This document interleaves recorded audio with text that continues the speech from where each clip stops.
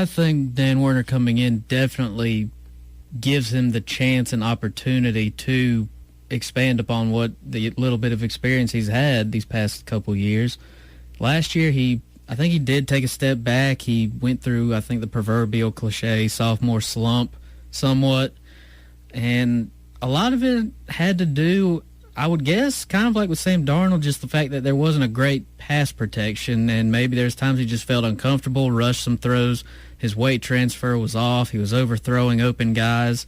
Because there was times he was making passes that were, it kind of just made you stop and, wow, that was really impressive. And then he'd go miss a wide open 6'5", whatever he is, Hayden Hurst in the middle of the field, and you just scratched your head like, what is he doing? And I think he needs to gain more consistency because he's going into his junior year, and I think with a guy like Dak Joyner, I don't think he's like the greatest quarterback ever, but a guy like that coming in who a lot of people are high on, 4 stars, he can run.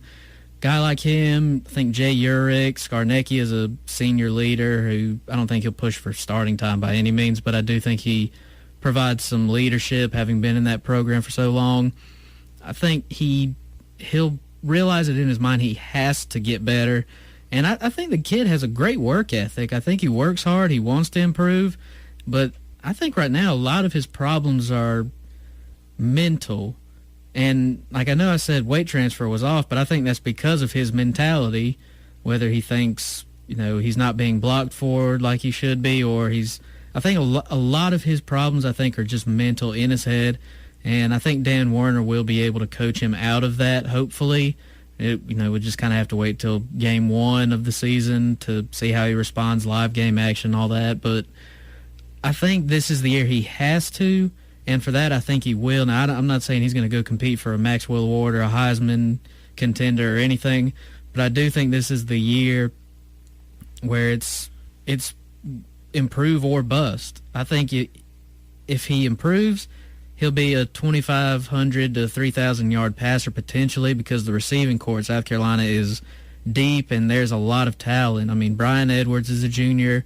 You have Shi Smith, Ortre Smith, Debo Samuel's back. You have Josh Vann, a 4-star coming in, and just a bunch of other talented pieces that don't get to play a lot. Now, you lose tight end, but I think Casey Crosby and Jacob August they're decent tight ends. Casey Crosby's shown some flashes. August is a guy you might check down to against Coastal Carolina or something. I don't know, but there's plenty of weapons. Rico Daddle, Tyson Williams, a couple of freshman running back coming. I mean, there's talent around him, and they've recruited to the offensive line. There's depth there some, and I think this year if he doesn't improve, I really don't know how long they can afford to stick with him, regardless that his dad's a coach on the team, because I think at this point he has to. And really that starts with consistency, getting over these mental hurdles, and just playing fundamental football. New offensive coordinator now too, so I think everything is working in his favor to push him to improvement, but it's just, can he mentally improve? Can he get over some of these hurdles that he's been facing? Kind of like the same thing with Jeremy Pruitt. It's a fresh start for Jake Bentley. It's just a fresh start. New offensive coordinator, new quarterbacks coach, kind of a new year. You have Debo Samuel back, a few other, keep Rico Dowell in the backfield, among other names. New tight end situation. So overall, honestly, if Jake Bentley's ever going to take a step forward, it's going to be this year versus the last 2 years, I would say. Yeah, and it needs to be, because the talent around him right now is, I think, exponentially higher than people understand.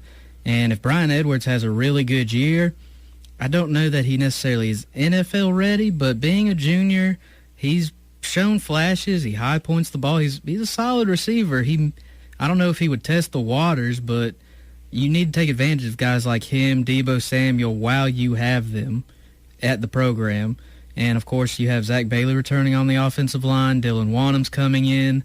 Hank Manos, a guy who really, he came in as a 3-star but played the Under Armour All-American game. I think he's better than people have given him credit for, including the rating systems.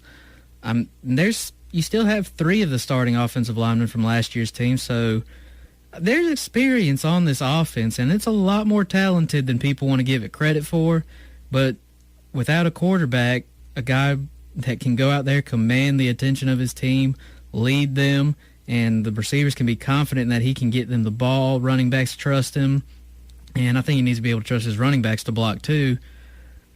I think things are lined up for him to improve and have a great year, but I think most of it is going to come down to not necessarily the pieces around him, but him being able to mentally just prepare himself and, just get past things. I think there's times where when he misses guys or throws an interception, I know they've said he's mentally strong and he gets past it, but from what I've watched, I don't think it's that cut and dry. I think he struggles some with confidence to a degree. I agree. You look at how he's played and some of the throws he's made, it doesn't seem like he's really confident. I think that's the best way to put it. He doesn't seem like he's confident in his own playing abilities. And I think that is kind of seen through how he has played.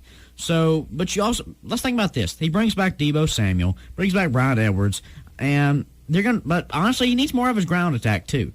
Almost 4 yards to carry last year, and more output from the offensive line. Simple as that. I mean, each level of the defense lost a key contributor. Secondary said to lose 3 starters, but overall expectation for Gamecock football next year, I would say in the East, Georgia's 1, South Carolina's in the mix for 2 through 4. I think that's going to be the little spread there, 2 through 4. And really, with all, like I said, like this is years shaped up for him to improve himself. And with all that talent on offense, I think really the secondary actually may be a little bit better. I know that sounds weird, losing experience, but you've still got guys like Steven Montag, Jamias Williams coming back. He didn't play a lot down the stretch from a couple injuries. You've got Kyshawn Nixon. You've got Rashad Fenton. And guys, freshmen coming in like Israel Mukuamu and the J.C. Horn. I mean, you've got talent in the secondary and size. Defensive line, I think, is going to be better. Linebackers, you still got Bryson Allen Williams, Brad Johnson from Pendleton as a sophomore going into his sophomore year. He's improved a lot. T.J. Brunson, you've got Rosendo Lewis coming in. I mean, there is talent on this team. And with Georgia losing all the players that they lost, over 30, including seniors and a couple early draft leavers, and with Florida and Tennessee going through coaching changes, Vanderbilt's dropping down, Kentucky's lost a lot. I mean, if there is a year for you to compete maybe before your time, even for a chance at an SEC championship appearance, I think this is the year. Georgia brought in a phenomenal historic recruiting class, but it's still freshmen, and they lost a lot of seniors and a lot of leadership, and you get them early in the season in Game 2. If you can pounce on them and pull an early season upset, that sets you up for confidence down the rest of the year, and your team can get rolling. Injuries can derail anything, obviously, but this team, the way this year's set up, you get a new quarterback coach, new offensive coordinator. There's a lot of talent offensively. There's a lot of talent defensively, and Muschamp in his 3rd year. That defense is tough. The offense, I mean, this is set up for South Carolina to make a push for an SEC tournament or championship appearance and to win the East, but it all comes down really to how can Brian McClendon call plays? Does he improve from Kurt Roper? And can Jake Bentley jump this mental hurdle, improve his technique, and just have confidence in the guys around him to give him confidence in